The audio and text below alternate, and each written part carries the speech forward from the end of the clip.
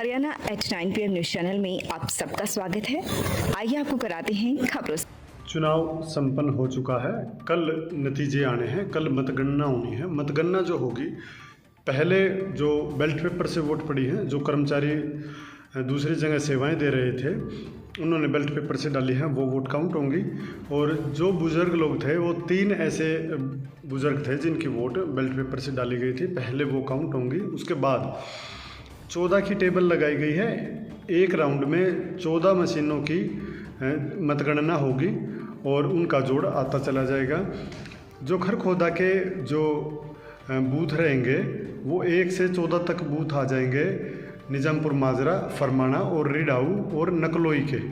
इनमें पहले राउंड में 8650 वोटों की काउंटिंग होगी। इसके बाद जो दूसरा राउंड चलेगा, खेड़ी दैया, ककरोई, लहराड़ा और बैयापुर का कुछ हिस्सा आ जाएगा। उसमें दूसरे राउंड में 8325 वोट काउंट होंगे। इसके बाद बैयापुर का, राड़दाना का, लिवान का और जगदीशपुर का एरिया आएगा तीसरे राउंड में। उसमें 9513 वोट की काउंटिंग होगी, किस पार्टी ने कितने वोट लिए हैं। उससे आगे चलेंगे अगले राउंड में, चौथे राउंड में।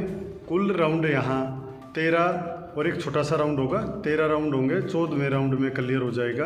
14वें राउंड के लिए कुछ मशीनें ही बचेंगी। अब हम अगले राउंड की बात कर रहे थे, उसमें हरसाणा कला, रोड और बदाना गांव आ जाएंगे। 7340 वोटें उसमें आएंगी, उनकी काउंटिंग होगी।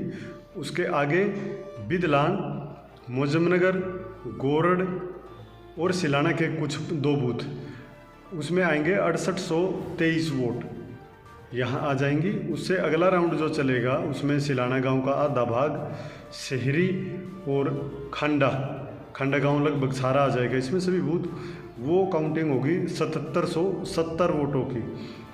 किस पार्टी का प्रत्याशी कितने वोट लेता है वो बाद में पता चलेगा। इसके बाद जरोठी गांव, फतेहपुर, नसीरपुर बांगर, भोवापुर, मोहम्मदाबाद, कवाड़ी, जरोट और नसीरपुर चोलका का एक बूथ काउंट होगा। उसमें कुल जो ये गांव आएंगे 7998 7998 वोट यहाँ कास्ट की गई थी, इनकी गिनती होगी। अगला राउंड जो चलेगा, नसीरपुर चोलका का एक बूथ और सिसाना गांव, गड्डी सिसाना का बूथ है इसमें। उसमें 7995 7995 वोट इस राउंड में रहेंगी। अगला राउंड मटिंडू से शुरू होगा। मटिंडू, छिनौली और खरखोदा का कुछ भाग आ जाएगा 126 नंबर बूथ तक। 10,803 वोट यहाँ काउंट की जाएंगी। अगला राउंड खरखोदा का कुछ भाग, थाना कला, थाना खुर्द और मंडोरा मंडोरी ये आ जाएंगे। इसमें 9354 वोट की गिनती होगी। उसके आगे तुरकपुर, थाना कला, पहले थाना खुर्द था, हमने थाना कला बोल दिया तो उसको थाना खुर्द माने। इस राउंड में तुरकपुर, थाना कला, पीपली, गोपालपुर और बरोना के 2 बूथ आ जाएंगे। 8966 वोट यहाँ कास्ट की गई हैं, इनकी गिनती होगी। अगले राउंड में बरोना के 2 गांव, रोहना, खुरमपुर, पाई, पहलादपुर की डोली आएंगे। उसमें 8102 वोटों की गिनती की जाएगी। अगला राउंड जो होगा उसमें कुंडल गांव, सैदपुर, जटोला, जिंजोली, कुतलुपुर और फिरोजपुर बांगर का एक बूथ आ जाएगा। उसमें 8242 वोटों की गिनती होगी। आगे फिरोजपुर बांगर के बाद एक बूथ फिरोजपुर बांगर का, फिर निजामपुर खुर्द और सोटी गांव, कुल 3217 वोटों की लास्ट राउंड में गिनती होगी। तब तक शायद फैसला हो चुका होगा। दोनों ही प्रत्याशी अपनी अपनी जीत के प्रति पूरी तरह से आश्वस्त हैं। आज यानी कि सोमवार को पवन खरखोदा का जन्मदिन था। उन्होंने अपने जन्मदिन पर ऐलान भी कर दिया कि इस बार सच्चाई की जीत होगी और कल सबके घर में जश्न मनेगा। इस तरह का उन्होंने ऐलान किया है। वो जीत के प्रति पूरी तरह से आश्वस्त हैं। दूसरी तरफ जो 3 बार विधायक रह चुके हैं खरखोदा के जयवीर वाल्मीकि जी, वो भी अपनी जीत के प्रति आश्वस्त हैं। अब देखना ये है कि कल जो पिटारा खुलता है ईवीएम का, उसमें किसकी जीत दर्ज होती है। जो फरमाना, सिसाना, गोरड़, बिदलान, सिलाना, गड्डी सिसाना, रोना, बरोना, ये जो बड़े गांव हैं थाना कला, ये बड़े गांव किसकी तरफ पलटा मारते हैं। बैयापुर भी है इसमें, राड़दाना भी है।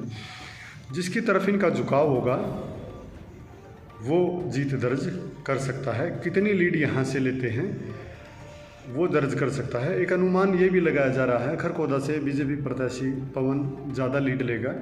अगर जयवीर उन गांव से ज़्यादा लीड लेकर नहीं आया, कम लीड रह गई, तो उनके लिए मुश्किल हो सकता है।